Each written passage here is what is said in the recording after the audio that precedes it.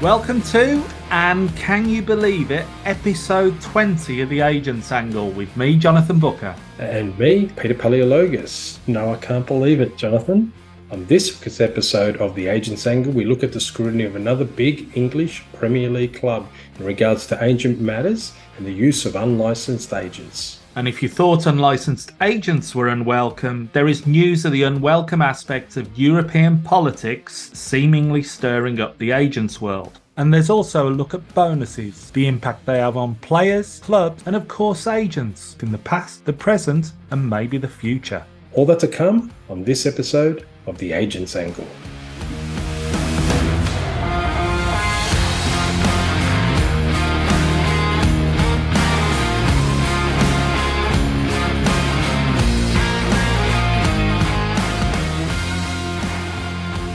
Now, looking at my notes for this episode, Peter, I think there should be a public health warning for yourself and the listeners.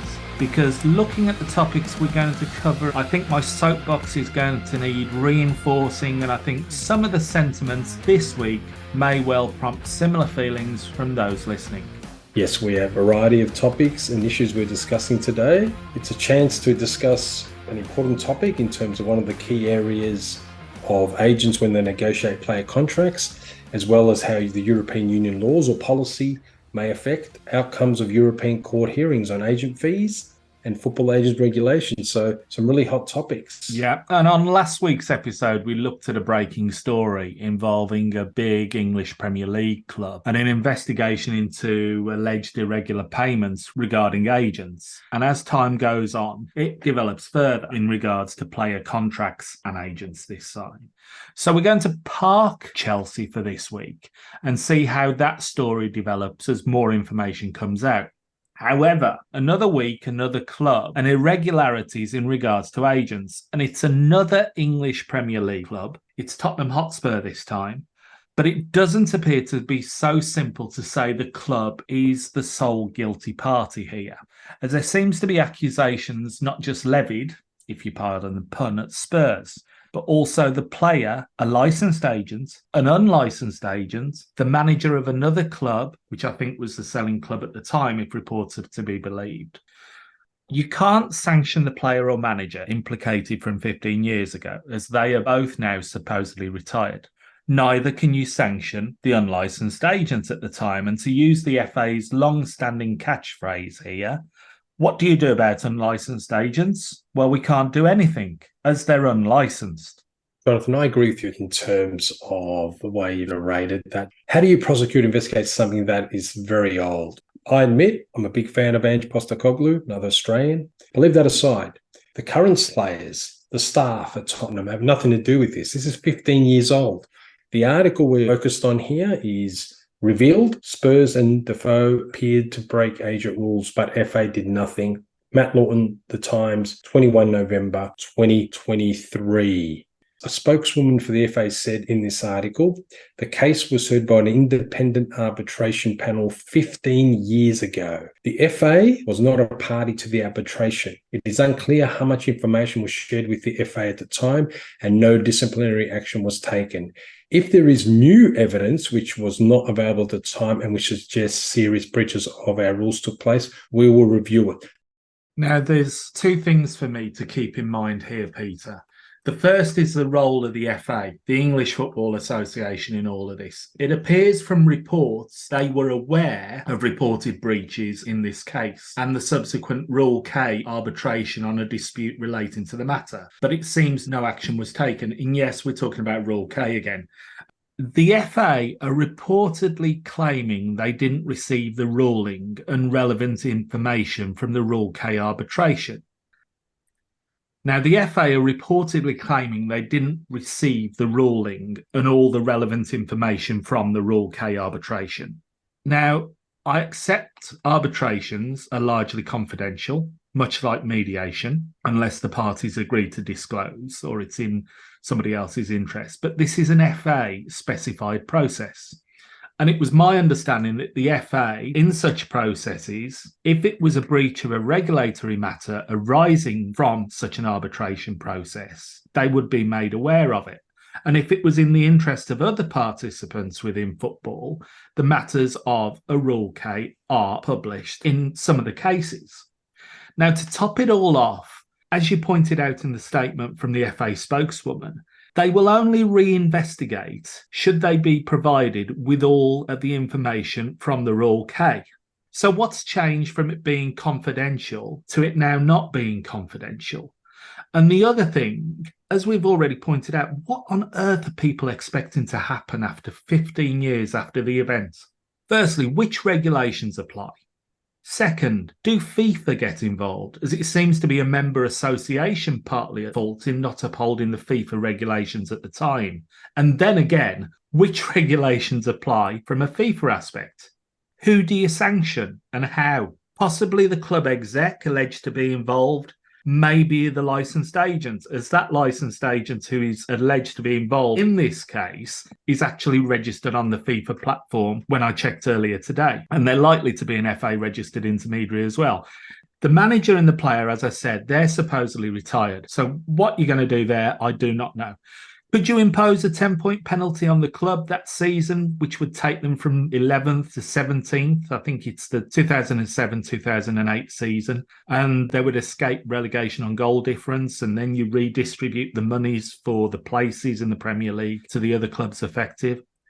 Now, the next thing is something I was told in the past by someone quite senior in the FA with agent regulatory responsibilities.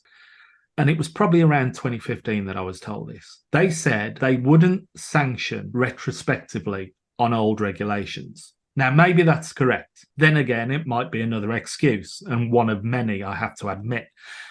For me, the FA arguably did a better job on agent regulations and were more professional and conscientious back then than they have been since, especially since 2015. So heaven knows what's going to be unearthed from similar cases. I personally know of similar matters that seem to have been conveniently left to one side when they've been reported, and they've happened since that time, and I'm sure many others have similar experiences. Dare I say, on so many things, the FA need an open investigation. David and Mr. Bullingham, if you're listening. And whilst we're on it, things have gone quiet on investigating that second FIFA agents exam in Birmingham. There was meant to be a report on that and what went wrong. We know some in the agents, slayer status and financial regulation divisions of the FA listen in. They told me a couple of weeks ago. Now, maybe they will do something. Fingers crossed. Firstly, let me make it clear, nothing alleged against Defoe, who's listed in that article. Just want to make that clear. At the end of the day, agents who are regulated want a fair playing field going forward, and they want a fair playing field in terms of the business going back. They want consistent application of the rules and regulations, and one of the banes of a lot of agents was the unlicensed activity. However, going back to this article, it's an arbitration and it can be kept confidential if it's agreed by the parties, and the FFA is aware of that. On a general level, most regulators, and in this case would be the FA, would not investigate this type of unlicensed conduct that far back. Firstly, very hard to get recollections from witnesses. Secondly, the veracity and the unfettered access to evidence is very difficult 15, 16, 17 years back. Very hard to trace funds. And we know unlicensed agents have been in existence for a long time and nothing was done about it. Further, a lot of those regulations far back didn't have the onus like they do now. We know the FFAR, the FIFA Football Agent Regulations, and if they apply in England down the track, there's more of an onus on players and there's much more of an onus on clubs in dealing with regulated agents. That may have not been the case back then. I think the Football Association is stringing a long bow here. If I was Tottenham, I would defend these allegations vigorously and seek a discontinuance of this process. It's too old, and there are a lot of unclear variables, and it was subject to an arbitration. Yes, going forward, and under the FIFA Football Agent Regulations, or I'm sure that what regulations are going to apply in England after the Rule K arbitration, that unlicensed issues will be better dealt with. But then again, a lot of agent regulatory matters have been swept under the carpet for 15 years anyway. Now, suffice to say, what appears to be failings again from the FA, the English Football Association, football in the UK, in England, is now looking at an independent football regulator. For me, the mixing of politics with football and sport in general is right. when it is limited, done for the right reasons and done in the right way. But there are times when football should be a politics-free zone. So we now have reported to us a couple of weeks ago the combination of two unwanted spectres. One, politicians and politics. And two, yes, I'm going to say it, we aren't even, 15 minutes into the show? FFAR, the FIFA Football Agent Regulations. Now, we know all too well the FFAR have found themselves exposed to the legal system with rulings in Germany and Spain, as well as cases elsewhere, and we covered those in depth in the last couple of weeks. And ultimately, some of these may well end up at the ECJ, the European Court of Justice. However, it appears we have some European politicians, to use the phrase, sticking their beaks in on the matter of agent regulations, when previously, around the time 2015 when FIFA deregulated, they felt it wasn't their place to interject. So with that in mind, I want to turn to an article I came across a couple of weeks ago, and it was from Politico from the 31st of October by Ali Walker, who I believe is a Scottish journalist, and it's entitled EU Commission Supports FIFA in Row with Football Agents. Subheading, Brussels delivers blow to agents by supporting cap on fees as dispute heads for EU's top court. Now, for those of the agents community with a nervous disposition, this article seems very, very heavily FIFA weighted. Some may even think they even wrote it themselves as a press release if they didn't know otherwise. Now, the three extracts I'm going to highlight, the first one is the European Commission is backing FIFA's attempt to regulate the world's top agents.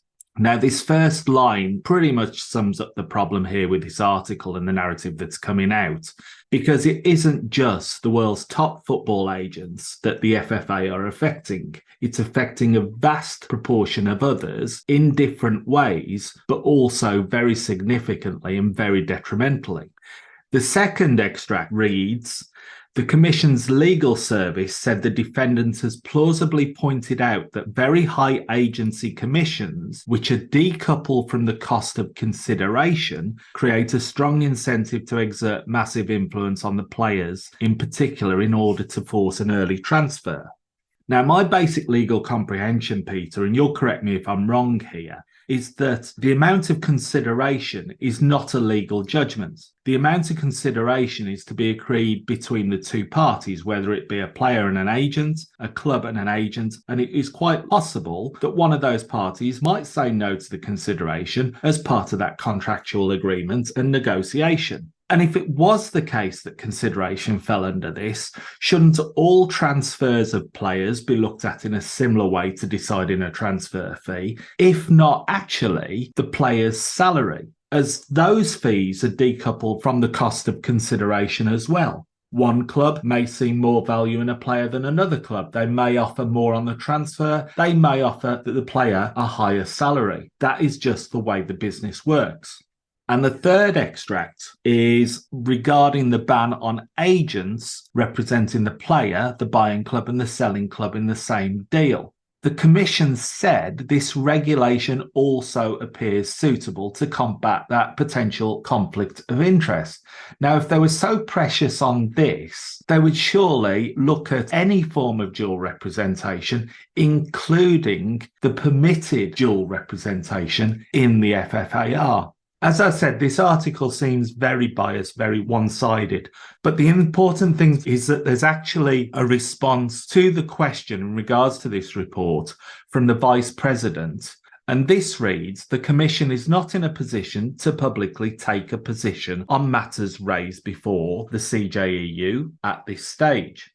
Now, for me, if they're not in a position to publicly take a position, why are they taking a position? It seems very, very strange. Now, I followed this quite some way back, and there's a lot of reports going into this whole subject and being used.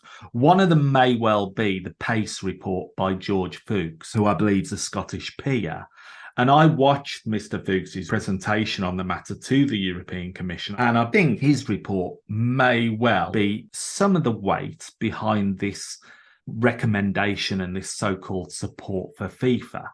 But the PACE report missed a lot of key points to be considered on FFAR, and they were quite clear. And I was told by Mr. Fuchs and his department that he had made his observations and he wouldn't be changing his view, even after various problems and misconceptions were highlighted to them. So, as I said, this report seems very one-sided, very weighted towards FIFA. These are interesting pronouncements that the Commission has taken, as you said, backing FIFA's attempt to regulate the world's top football agents. However, there were a couple of other more considered and I would say balanced articles from Kicker in Germany, Kicker being a periodical and a website on German football. And there was two articles, one being FIFA partial success in billion-dollar dispute with player agents. EU Commission confirms commission caps. It was by Benny Hoffman, 31st October 2023. The Commission is saying here, the European Commission doesn't agree with the judge's sort of ruling that the FIFA football regulations constitute some sort of hardcore cartel. There was an injunction at that court case, as we know, one of the German injunctions, but the Commission is differentiating its view in this article. Now, that's this first article. So it looks like the EU is taking a policy or certain objectives may agree with FIFA, and that obviously may influence down the track the European Court of Justice because it's saying here that it doesn't agree entirely with the Dortmund courts. The other article, and I'm not going to go back too much into it, it's basically expert attacks EU Commission, cowardly is the term used, according to the pro-FIFA brief on the advisor rules. And this article is also from Benny Hoffman, 1st of November 2023.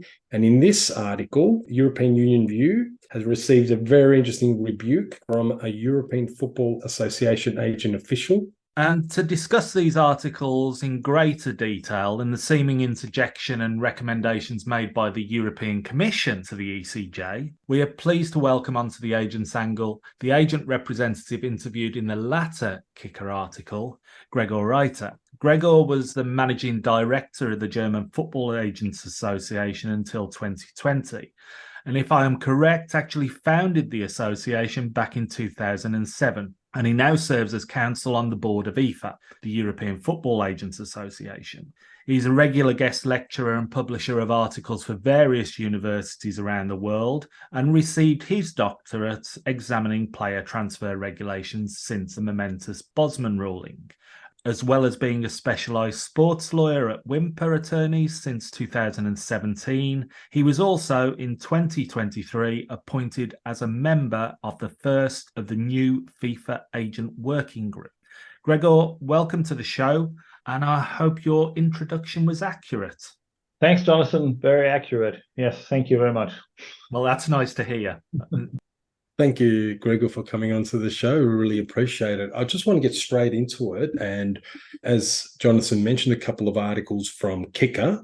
There was an initial article by Kicker on the 20th of November entitled FIFA Partial Success in Billion-Dollar Dispute with Player Agents. In your opinion, what are the specific points that they are referring to in the Kicker article as where FIFA succeeded and where challenges still remain for FIFA in regard to agent regulations?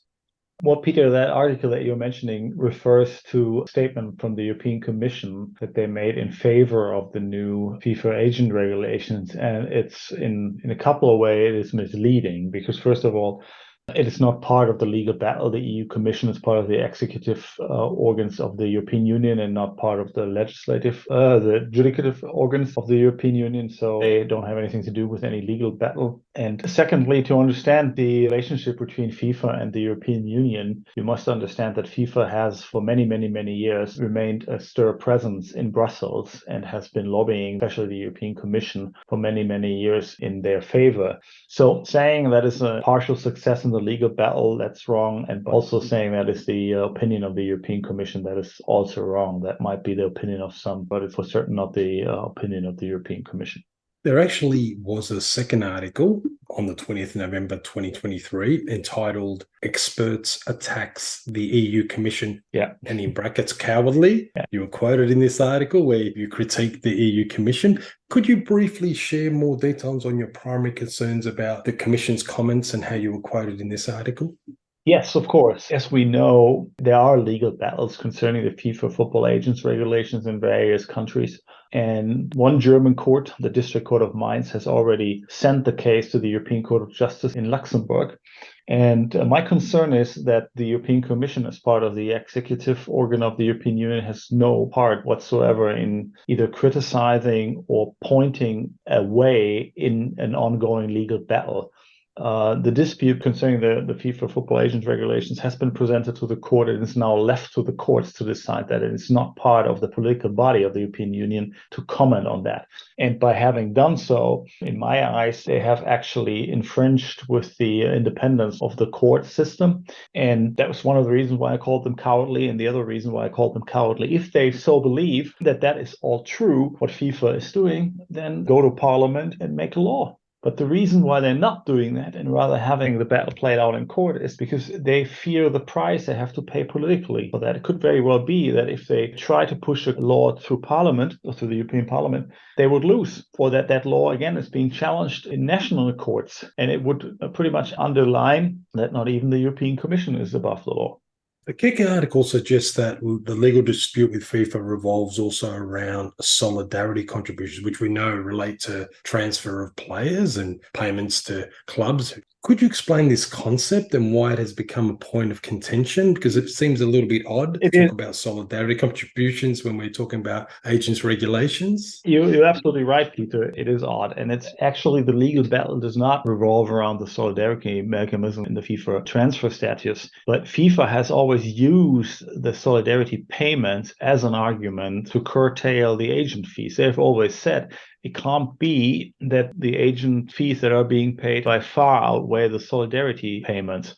Well, one has nothing to do with the other. If FIFA wants more solidarity payment, they can simply raise the number from 5% to 7.5% or 10% or whatever they seem fit, but they are comparing apples with pears and using that argument in court, trying to dilute what the real problem is behind the FIFA football agents regulation. And that is the fact that a fee cap is actually an infringement on the rights of the agent and by no means something that a private regulator such as FIFA is legitimized to do.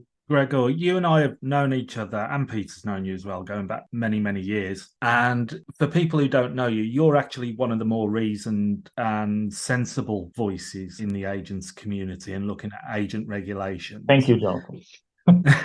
You can pay me later, don't worry about that. But then again, we'll have to declare it to FIFA, so we might avoid that one for this time. So to use the word FFAR, and as Peter says, the translator's cowardly, that was quite a surprise for me, but it shows the frustration that quite a few people have had in this process. But with regards to the European Commission, they were involved historically back in 2015 and before that. They did have things to say then. They were involved in discussions. What role do you see, if any, for the European Commission in the regulation of football agents? And how does this tie into the broader legal landscape in Europe and the world? There's two roles that they could play. One, as outlined before, is they could simply regulate the business for the European Union or try to regulate it, which it would then eventually have to be done by the European Parliament. Or, which probably would be better, they could try to act as a mediator between the various stakeholders within the football industry. That would, of course, mean that, first of all, the agents would have to be recognized as stakeholders within the industry, especially by FIFA. And that is what I'm a bit concerned about after the Commission published their opinion on the new agent regulations, is whether or not they are still objective in this course, or if they have not fallen into the trap that FIFA so cleverly laid out by raising arguments that have actually nothing to do with the agent business. I believe that the football world in itself should be strong enough to regulate the agents sensibly by themselves without the help of any political bodies, because from my experience, getting political bodies involved, whether it's the European Union or German Parliament or any parliament for that matter, always makes things worse and usually not better. As I referred to there, some people aren't aware that this debate has gone on back to 2013, 2014. You and I and other agent representatives were asking for the European Commission and other European bodies to interject when FIFA abandoned or scrapped the old agent regulations and license. You were more directly involved in discussions than I was back then. What was the response of the European Commission pre-2015 when this was on the cards that we were going to lose the agent's license and the agent regulations as were?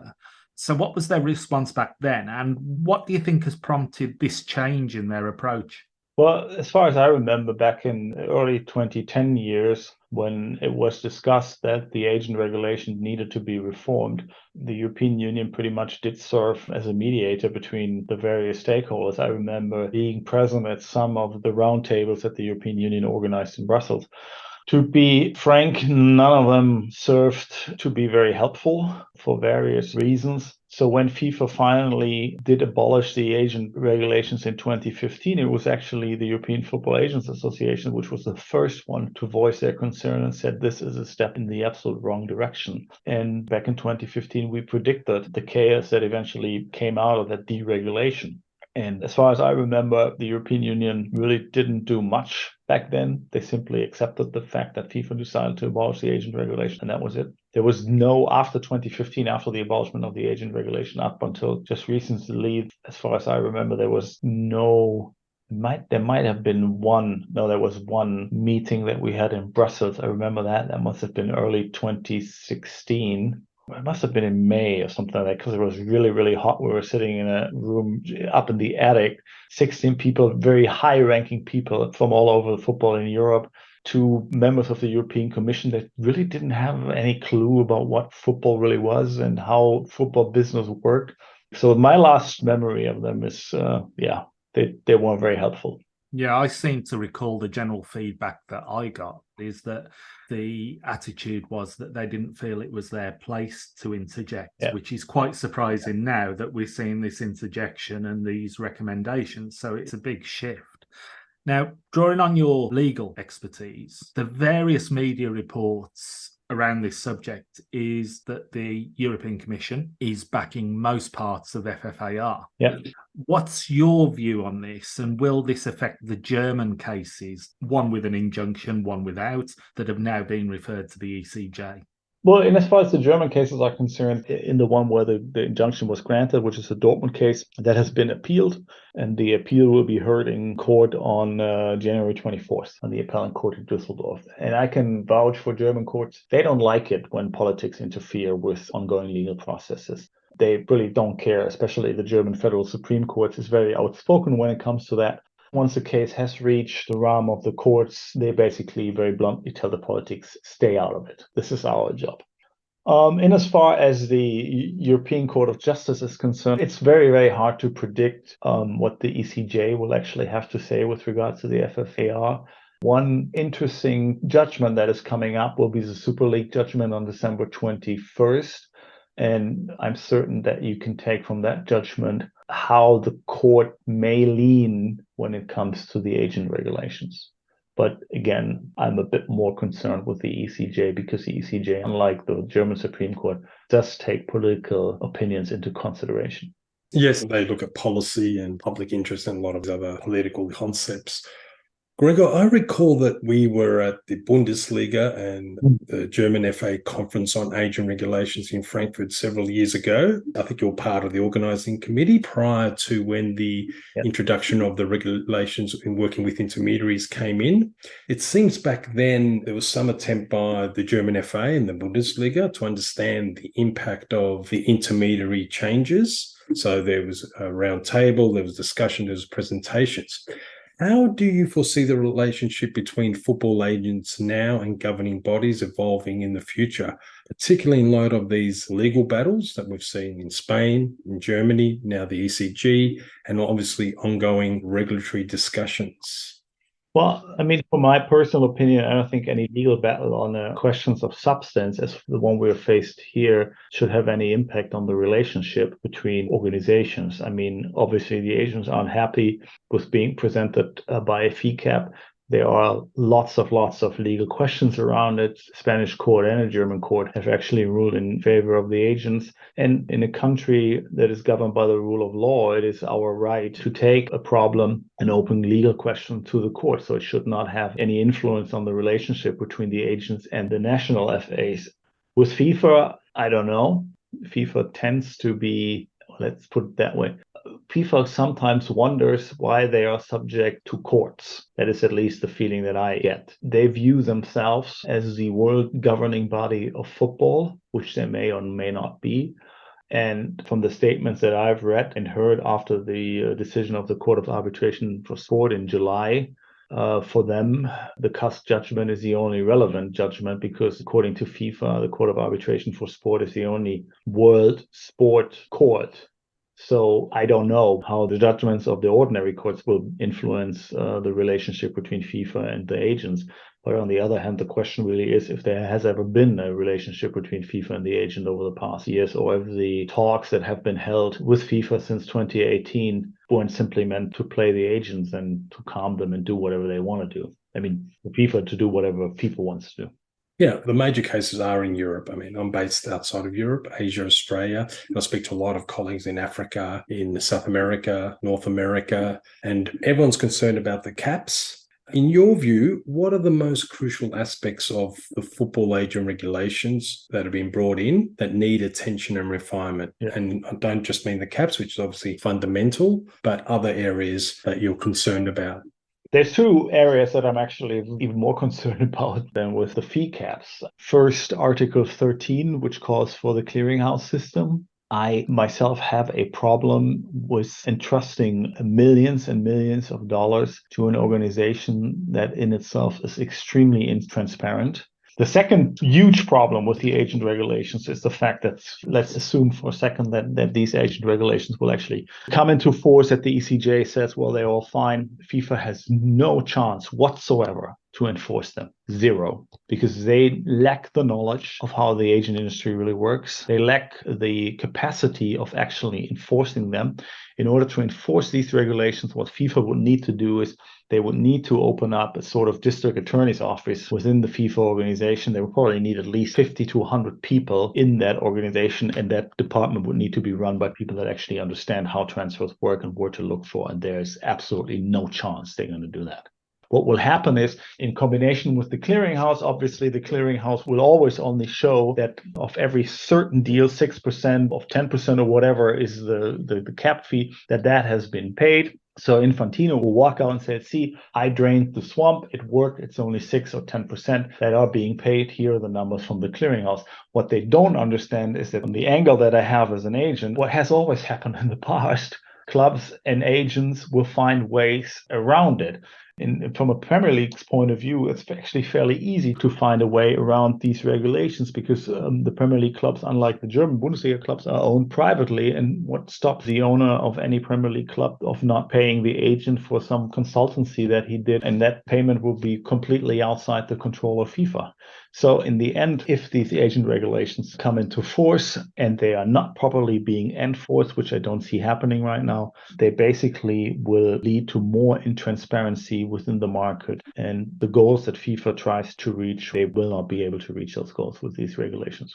We were both at the European Football Agents Association General Assembly, and obviously we can't talk too much about it because it's a in-confidence meeting with different delegates from different agent associations. But how did you read the room where, obviously Germany, you got the injunction, the Spanish decision was just announced, but this coming window, which is probably the first transfer window that the regulations are going to apply, the national football agent regulations as well, for the countries that have got them in place. How did you read the room in the sense that, is there a disadvantage in certain markets compared to others now? Do the agents feel like it's not a fair playing field because certain countries it don't apply, others do? How did you feel from the peers and the other delegates, how these agent regulations are being implemented and the impact on their businesses? I mean, if you look at the upcoming window in January, I think both the German and the Spanish market will have an advantage. So everybody is looking for that link to Germany in order to circumvent the enforced regulations in other markets. From the agent's position, however, I have the feeling that currently it doesn't matter so much when you're a Dutch agent or French agent or an Italian agent. It doesn't matter whether the Spanish or the Germans are the ones that actually stop the FFAR as long as somebody does. So within the big five leagues, I think both the Spanish and the German decision have been welcomed by all the other agents as well, despite the fact that the Germans and the Spanish will have an advantage in January. However, the interaction between the different agents has risen since I joined back in 2007. I think the market has become much more international, especially when you look at the mega agents. They can easily establish a German link. So for them, it doesn't matter which country actually stops the FFAR as long as one does. Now, the question that I've been asked most recently and most often is, when will we get a decision on the Rule K in England? But there is one question that's been asked over the last couple of weeks, and if not months, by many people across the agents world and the football world. And with you being an expert on the German football industry and the agents industry in Europe and around the world, can you briefly just explain to me and to everybody else what your interpretation and understanding of a link to Germany as stated by FIFA? That's a very good question. I mean, because within their statement, they said that everybody or that Germany is exempt from the regulation and that Germany means everybody who has a link to the German market. And then they forgot to explain what a link to the German market actually is. Now, I think we can all agree that it's probably more than just owning a German Shepherd. But the question really is it enough? For example, if a player moves from Feyenoord to RC Anderlecht, is it enough if the Dutch agent, for example, agrees with the Belgian club that the agent agreement will be governed by German law? Is that enough to establish a link to the German market? Now, from my understanding, no. Because if you look at what truly is a link to the German market is obviously if you deal with the German club, whether it's bringing a player into a German club or away from a German club, that is clearly a link to the German market. Is it enough if the player is a German national? So take a German player playing in the Premier League from Arsenal to Chelsea or vice versa. I don't know. From an agent's point of view, what definitely is enough is if you deal through a German entity. So you either have a subsidiary that is based in Germany that has a business address, and I'm not talking about a shell company, but has a clear business address in Germany. And if that entity then actually engages with the German address, with the German taxpayer identity, then engages into an agent agreement with the club, that should be enough to establish the link to the German market from the agent's point of view. Again, simply agreeing on German jurisdiction, simply having a German citizen being the player, being the object of the transfer agreement, if I may say so, I don't think that's enough.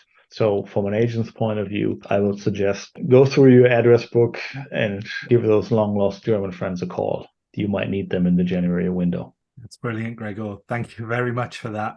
Thank you very much for your time in joining us. It's been great talking to you and getting your expert insights on everything to do with Germany and also that European Commission intervention. Hopefully we'll have some clarity in the future. So thank you very much. Thank you, Peter. Thank you, Jonathan. It's been my pleasure to be on your show today. Thank you so much.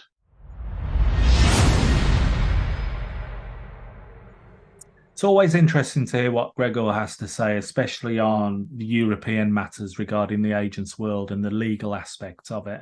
And I think it just highlights what we try to point out on the show in the amount of misinterpretation, miscommunication, and politics demonstrated by some of the topic of FFAR and agent regulations, which affects many people, not just agents. And those peddling this politics are largely unaffected by it. Also, as we try to point out repeatedly, is that the FFAR is not just a European issue. It is an issue affecting world football. And comments like the one we heard attributed to a lawyer at SoccerX last week on one of the panels where the topic of FFAR was discussed of, outside of Europe, there is really not much outrage at the regulations. It is really a European issue for now. Quotes like that do not help. Yes, Europe is where the money is in football, but how much football talent do the likes of Africa and South America create and develop for the European football market? How much of the global football audience is in Asia, Oceania, and the Americas, and thus the driving forces for much of the TV and advertising revenues that flow into European football? Plus, where is much of the recent investment in European football coming from? Arguably, the Middle East and North America. I just want to make 2 points there. Firstly, there is outrage in Asia, especially about the fees, outrage across the world in terms of the commission caps, the fees that have been implemented. They're just too low. And as I said before, the football landscape is shifting. And in due course, Asia, which has continued to grow, becoming more of a power. And we've seen that in Saudi now, which is pivoting towards that change.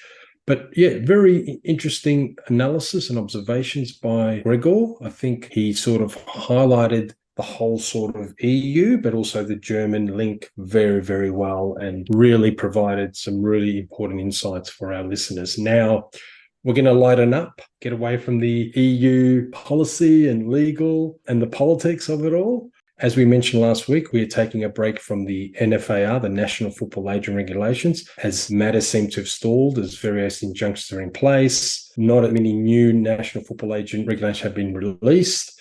We are pivoting to something else, and this is performance bonuses for players. Now, I've separated the bonuses into 3 categories: individual, key performance indicator bonuses, team bonuses, and some unique bonuses that have existed in player contracts anecdotally.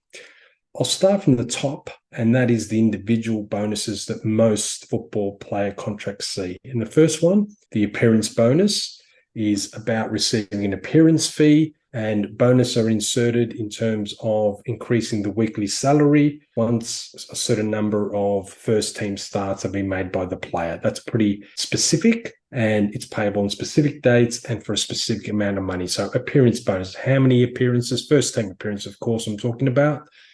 The second one for individuals that is popular, or is becoming maybe less popular because maybe it can be manipulated, is the goal bonus. Some clubs don't like it as not incentivizing team play. However, for strikers, to negotiate a goal bonus is very, very important, because that is one of the strengths where they can monetize more money and add value to their contract. So it still exists, especially in Asia. The other one, the assist bonus. And these are very valuable for particular players, especially midfielders or even wingers, because they don't score as many goals but provide a lot of assists. And we see a lot of the stats present that are very important for certain players to generate more income. We know the other bonus is the clean sheet bonus for goalkeepers and defenders. How many zeros through the year? That's how many bonuses each time a zero amount, no goals are scored. The other one that's interesting is the loyalty bonus. And this exists in a lot of countries, existed in Spain, across Europe, and it really relies on players receiving a loyalty bonus on specified dates in the future if they still stay with the club. We see a lot of movement with players around in the transfer market. However, the loyalty bonus for some players, it is an important bonus. The other one that I want to focus on in terms of individual is the squad list and team sheet bonus. This is mainly focused on substitute or younger players. So it may be, if you're a substitute, you may get 30% of the team bonus or the individual bonus, or it's for younger players. So an agent can incorporate a squad list or a team sheet bonus for younger players who may have not broken as a starter in the first team, but are on the bench. And we know there's more substitutes now. There's much more positions, much more players can come on, and they can be rewarded for not just being named on the team sheet, but also in the squad or even playing. So that, I think, is very important for a savvy agent to try and incorporate, especially for younger players. The other one is the salary increase type bonus, where less established players or those coming from abroad who haven't proven their track record at a club, they can get an increase during the year, a bonus increase, if they make a certain competitive first team match starts during the year. So that sort of like is an incentive to increase their salary as the season progresses. Now I want to focus briefly on team bonuses, and these are based on key performance indicators for the whole team. We've got the win-draw bonus, which is any wins, you share a pool of money, also draws in the season are shared amongst all the players, depending on obviously if they're playing or they're a substitute. The other one is the achievement bonus, I want to call it. It's where a team wins promotion as a group, they win a League Cup, and this additional bonus will be shared amongst the full squad based on appearances And there are other sort of similar bonuses, team bonuses, for example, qualifying for the Champions League. We've seen that with Newcastle United in England, where an annual bonus sheet was created, where if they make the Champions League, all players to an annual bonus, and that's shared amongst the players. Now, I just want to go into some unique bonuses. We know the ethics bonus is quite popular. We've seen it in France with Neymar in France, who's playing for PSG. Ethics bonus can mean a lot of things. Could be behavior, could be greeting people, could be the way you deal with fans. It's a very unique bonus, but it can be quite popular, especially for some players, but also clubs, to basically be able to promote that player and ensure that they follow the rules of the clubs. The other bonus is the relegation bonus. If a club is relegated or promoted, the bonus may be reduced because of that relegation or increased because of promotion. Now, there's also the sign-on or renewal of contract. This is very similar to the loyalty bonus. Basically, when a player is required by the club, then you really want to keep somebody, or a new club really wants to transfer that player in, then a sign-on type bonus, a lump sum, is very lucrative for the player, an incentive to sign, and the club can get their player they want. Now, also with bonuses, we also got to think about the effect of collective bargaining agreements.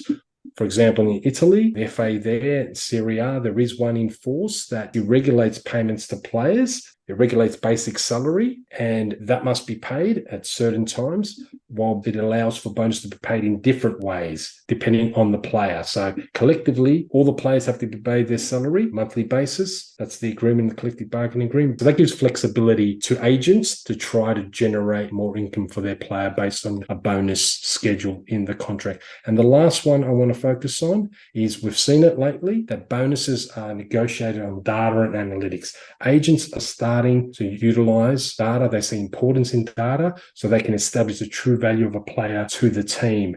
And this is based on reward for behavior, for success.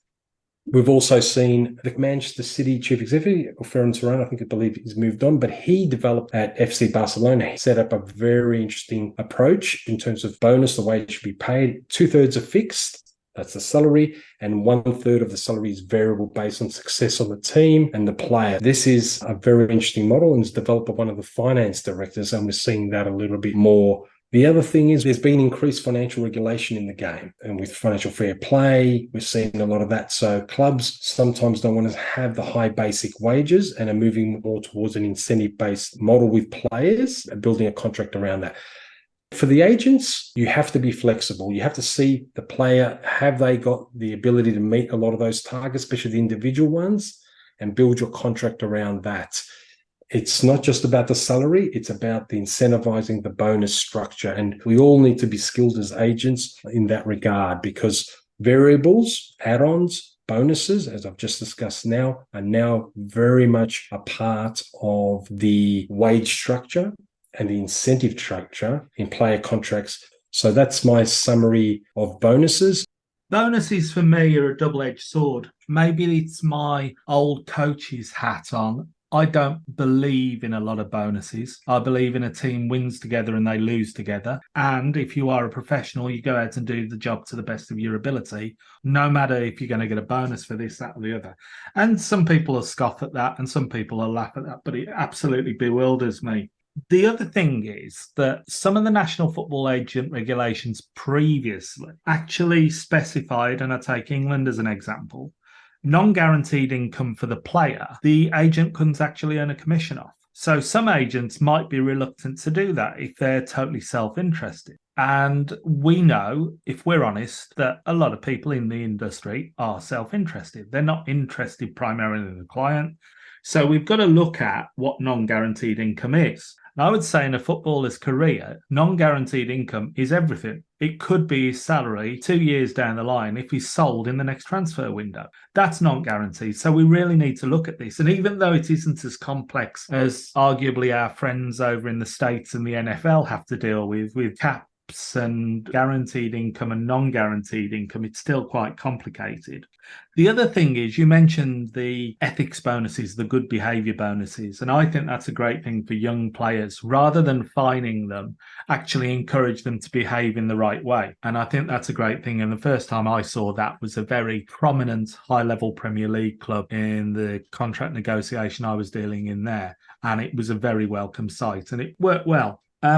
Salary increases and relegation clauses on promotion and relegation, I think you're more likely to see those where the difference in salaries between the leagues aren't as dramatic. I think it's one of the things that has been highlighted in England as a problem in the Premier League, that the clubs are so desperate to get players on board, they don't put relegation clauses in. And when relegation does bite, it puts the club in a very awkward situation with that player, because the difference in revenues between the Premier League in England and the Championship is huge. So you might find it with a player in League One that should his club get promoted to Championship, he gets a salary increase.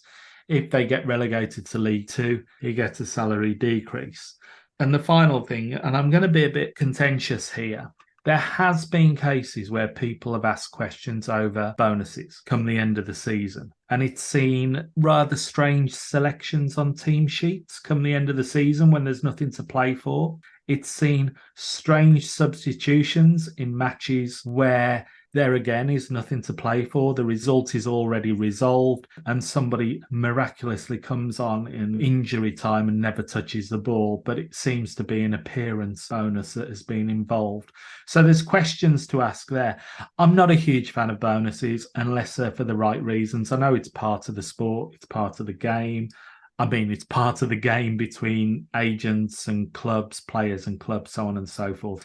Very interesting observations. As you say, it's a two-edged sword. There are a lot of positives with bonuses, especially for players who are getting results, getting outcomes, drives a lot of their income, but also it can disadvantage clubs and can disadvantage players themselves. So that's where the agent needs to read the play and see where their player's at and where the club is at in order to get the best outcomes with bonuses. But it's a very important tool to implement within a negotiation and to ensure that if there is a bonus approach by clubs, how to negotiate that effectively. And it's going to change as well, Peter. It's going to change with FFAR, because depending on how that comes in and how it's implemented, agents are going to look at bonuses and think, right, okay, is the bonus beneficial here to the player more so or more so to me? Because if I'm capped, we don't know whether it will be capped as of yet. Supposedly it is under FFAR. That's going to throw a whole new complication into the system.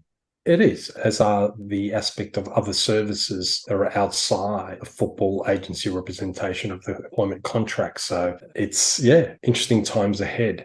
And so with that, I think it's an opportune time to end this episode of The Agent's Angle, Peter, before we get dragged back into FFAR. Next week, our aim is to have a Rule K episode where we'll look more at the Rule K process. Maybe by next week, if the guided date for a decision on the Rule K within England is reached, we should have a decision.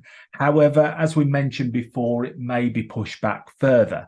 We have a very interesting interview next week with regards to Rule K that explains the process and may give an explanation as to why it's taken so long to get a decision.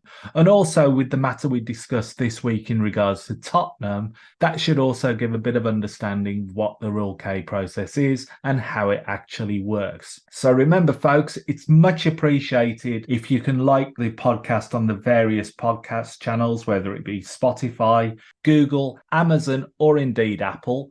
And also, if you could leave a review. And also, if you have any questions, please send them in. So with that, it's goodbye from me for this week. Bye from me. Thank you for your support for over 20 episodes of the Agent Podcast.